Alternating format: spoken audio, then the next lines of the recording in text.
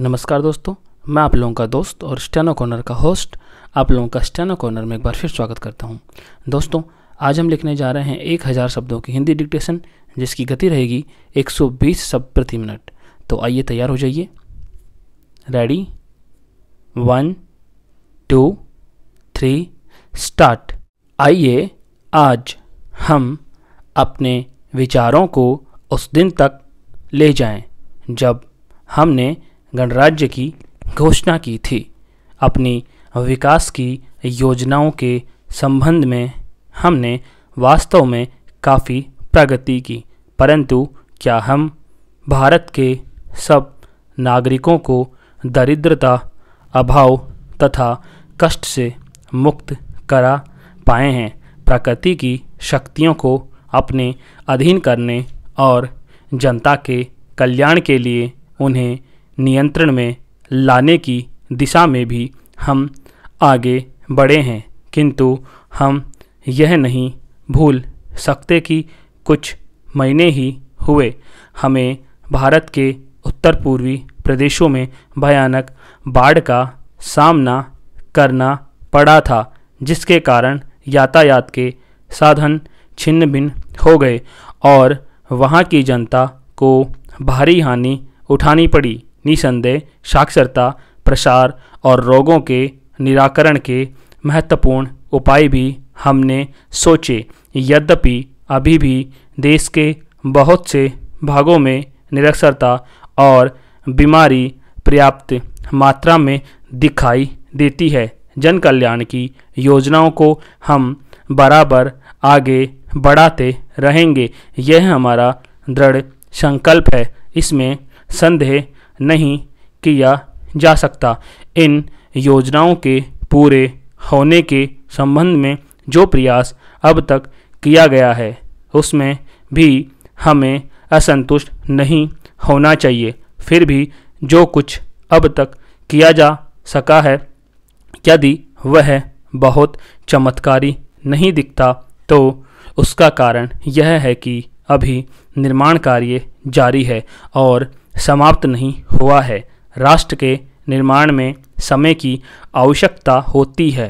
आज हमारा गणराज्य दिवस है और भारत जैसे प्राचीन राष्ट्र के इतिहास में 5-7 वर्ष की अवधि एक स्वल्प काल है। आइए अब हम विगत वर्ष की घटनाओं पर नज़र डालें और यह देखें कि विकास के कार्यों और निर्माण योजनाओं की दिशा में हम कहां तक आगे बढ़ सके हैं।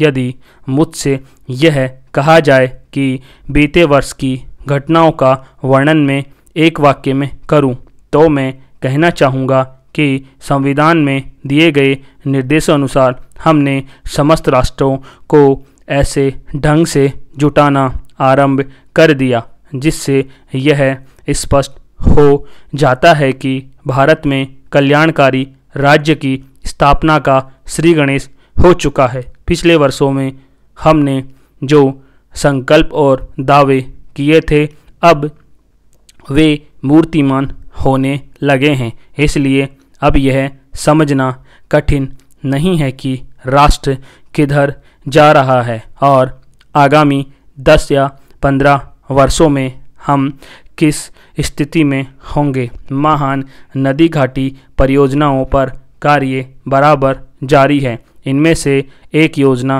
भाखड़ा नांगल योजना से बहुमूल्य पानी और बिजली पंजाब, पेप्सू तथा राजस्थान के भागों को मिलने भी लगी है। दामोदर घाटी योजना से कुछ समय हुआ बिजली प्राप्त होने लगी थी और हीराकुंड, चंबल तथा महान योजनाओं की भांति हम यह योजना भी यथेष्ट रूप से आगे बढ़ा रहे हैं। भाखड़ा नांगल योजना का प्रथम चरण समाप्त होने से अब यह स्पष्ट है कि इन महान योजनाओं के द्वारा देश में कितने महत्वपूर्ण परिवर्तन हो जाएंगे। महोदय, कोसी नदी, जिसे शोक और दुख का सूचक माना जाता है, इस वर्ष फिर अपने प्रकोप से महान हानि का कारण बनी। अब इस नदी पर काबू पाने और इसकी लीला समाप्त करने के लिए भी योजना तैयार हो गई है। इस योजना की रूपरेखा तैयार हो चुकी है और निर्माण का काम हाथ में लिया जा चुका है।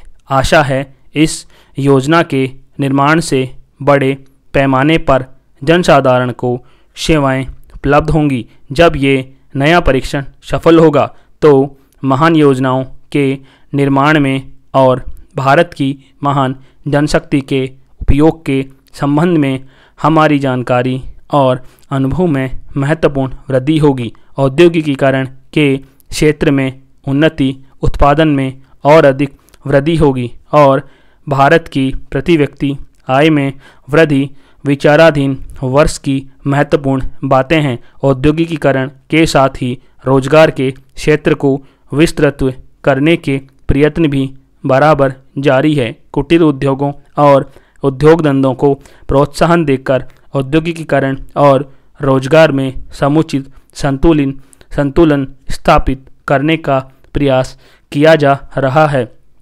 यह बात सभी स्वीकार करते हैं कि यदि भारत के जनसाधारण को उदासीनता और हार मानने की भावना से मुक्त करना है तो बढ़ती हुई बेरोजगारी को दूर करने का उपाय करना होगा।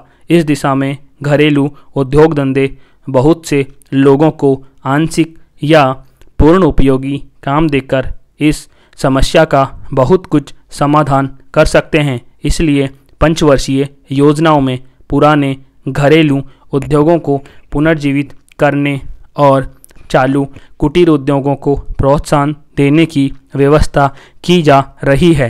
विदेशी मामलों के क्षेत्र में हमारी सफलता और भी अधिक है। हमारी नीति, जिसे मैं सक्रिय और सौदेश्य तटस्थता की नीति कहूँगा, वास्तविक व्यवहार में किसी भी देश अथवा यहाँ के लोगों को अपना शत्रु न समझने की नीति है। इस नीति के फलस्वरूप हमें विश्व शांति के पक्ष की कुछ सेवा करने का अवसर मिला। हम प्रसन्न और आभारी हैं कि संसार के राष्ट्रों में भारत का स्थान इतना ऊंचा है। इंडोचीन निरीक्षण और नियंत्रण अंतर्राष्ट्रीय आयोग की अध्यक्षता हमने स्वेच्छा से स्वीकार की और हमारे नागरिक यथासाध्य उस देश में शांतिपूर्ण निर्वाचन संबंधी समस्याओं का सामना कर रहे हैं। हम सभी राष्ट्रीय अथवा अंतर्राष्ट्रीय समस्याओं का निपटारा शांतिपूर्ण ढंग से चाहते हैं। मुझे बहुत प्रसन्नता है कि भारत में फ्रांसीसी बस्तियों की समस्या शांति और सद्भावना के वातावरण में सुलझ सकी है। शांतिपूर्ण प्रणाली की सफलता का वह एक महत्वपूर्ण उदाहरण है। दुर्भाग्य से भारत में पुर्तगाली बस्तियों की ऐसी ही समस्या को सुलझाने की दिशा में प्रगति नहीं की जा सकी। मैं आशा करता हूं कि पुर्तगाल इन बस्तियों में रहने वाले लोगों के स्वाधीनता के अधिकार को स्वीकारेगा और फ्रांस और ब्रिटेन की सरकारों का अनुसरण करेगा। जैसे ही यह वर्ष समाप्त हो रहा है, हम अपने सबसे निकट के पड़ोसी पाकिस्तान के साथ अपने संबंधों में अपने सुखद परिवर्तन देखते हैं। पाकिस्तान के लिए हमारे हृदय में सदैव से पूर्ण सद्भावना और शुभकामनाएं हैं।